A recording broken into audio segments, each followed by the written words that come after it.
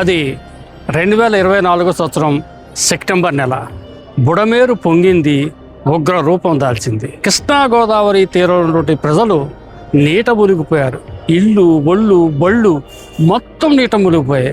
ఆహారం లేక, ఆక్రమణలతో, ఆకలి బాధలతో, అంటు వ్యాధులతో ఆర్తనాదాలు చేస్తున్న సమయంలో ఓ పసుపు చొక్క, తెల్లని ప్యాంటుతో ఒక వ్యక్తి అక్కడికి వెళ్ళాడు. నేనున్నాను అన్నాడు.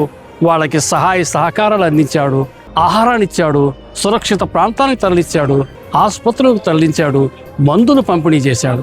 ఇవన్నీ చేస్తూ వాళ్ళకి బుడమేరు శాంతించేదాకా, మామూలు పరిస్థితులు వచ్చేదాకా అక్కడే మకాం పెట్టి వాళ్ళందరికీ ఎక్కడలేని సేవలు చేసి ప్రజల మధ్యలో సుస్థిర స్థానాన్ని సంపాదించుకుని చంద్రబాబు నాయుడు గారితో కూడా శభాష్ అనిపించుకున్నారు. కాస్త ముందుకెళ్తే అది జగన్ ప్రభుత్వం. అప్పట్లో అన్నా క్యాంటీన్ రాష్ట్రమంతా రద్దు చేశారు. కానీ తన నియోజకవర్గ ప్రజలకు ఆకలి బాధలు తెలియకూడదని చెప్పేసి తన తండ్రి ధర్మారావు ఫౌండేషన్ ద్వారా ఏర్పాటు చేసినటువంటి సంస్థ ద్వారా అన్నా క్యాంటీన్ 5 సంవత్సరాలు నిర్వహించి ఆర్థిక ఇబ్బందులు ఉన్నా సరే సొంత డబ్బులతో తన నియోజకవర్గంలో పేదవాడిని ఆకలి తీర్చారు. అదే పసుపు చొక్కా, తెల్ల ప్యాంటు వేసుకున్నటువంటి వ్యక్తి. ఆ వ్యక్తి ఎవరో ఈపాటికే మీరు అంచనా వేసే ఉంటారు. అతను ఎవరో కాదు, జల వనరుల శాఖ మంత్రులు, రాష్ట్ర మంత్రి, పోలిట్ బ్యూరో సభ్యులు నిమ్మల రామనాయుడు గారు.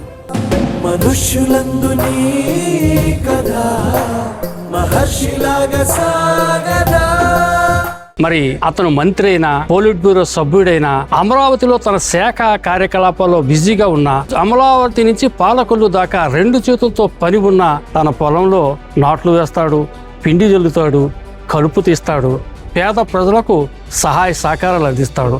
నిత్యం బిజీగా రాష్ట్రమంతా సాగునీటి ప్రాజెక్టులు నిర్మాణ వ్యయంతో పరుగులు పెట్టి ఉరకల వేస్తూ తన నియోజకవర్గ ప్రజలను గుండెలో పెట్టుకుని చూసుకునే ఆ సేవా తత్పరుని మన తెలుగు రాజ్యం ఛానల్ ఇంటర్వ్యూ చేయకుండా ఉండదు కదా. గోదావరి జిల్లాలో కెనాల్స్ పరిస్థితి చాలా బ్రీఫ్ గా చెప్పండి సార్. వైసీపీ గవర్నమెంట్ లో 5 సంవత్సరాలు మరామతులు మాట్లాడించి కనీసం గ్రీజ్ పెట్టి కూడా మెయింటైన్ చేయాలి. టెండర్స్ సార్ జనవరిలో టెండర్ అయింది అనుకోండి, ఏప్రిల్లో కాలువ కడతారు. సో ఏప్రిల్లో వర్క్ మొదలు పెడితే మనకి జూన్ కాలువ తెలిసి వర్క్ కంప్లీట్ అవుతుంది. కానీ ఇక్కడ ఏమవుతుంది, టెండర్స్ మార్చిపోయేట్టు ఏప్రిల్లో వాళ్ళు ఏమో వర్క్ మొదలు పెడతారు. కాలువ నీరు వచ్చే సమయానికి వర్క్ చేసుకుంటాం, ఏదో పై పని చేసుకుపోవటం అనేది ప్రచారం. అంటే రైతుల్లో జగం గత ఏ ప్రభుత్వం దాన్ని మనం ఏమైనా మార్చే అవకాశం ఉంది. 100కి 100% మీరు చెప్పింది కరెక్ట్.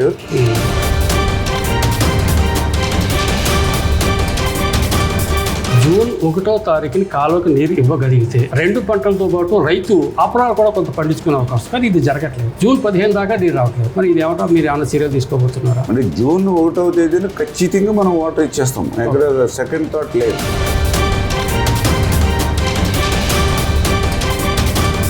ఇప్పుడు మీరు ఇరిగేషన్ శాఖ మంత్రి అయిన తర్వాత సార్, నేను ఒక రైతు బిడ్డగా చెప్తాను, జర్నలిస్ట్గా చెప్పట్లేదు. ప్రతి రైతుకి 5 బస్తాలు మగతా పెరిగింది. గతంలో మీ వ్యవసాయం ఏం చేయండి సార్, మాకు గిట్టుబాటు లేదు, అప్పులు పోలైతే దండం పెట్టిపోయిన పరిస్థితి నుంచి ఇవ్వండి సార్, చక్క ముక్క మేము చేసుకుంటాం అనే పరిస్థితికి వచ్చి ఆ క్రెడిట్ మీకు చంద్రబాబు నాయుడు గారికి, నారా లోకేష్ గారికి ఖచ్చితంగా. చంద్రబాబు నాయుడు గారికి కూడా ఇరిగేషన్ అంటే అత్యంత ఇష్టమైనటువంటి శాఖ, కీలకమైనటువంటి శాఖ.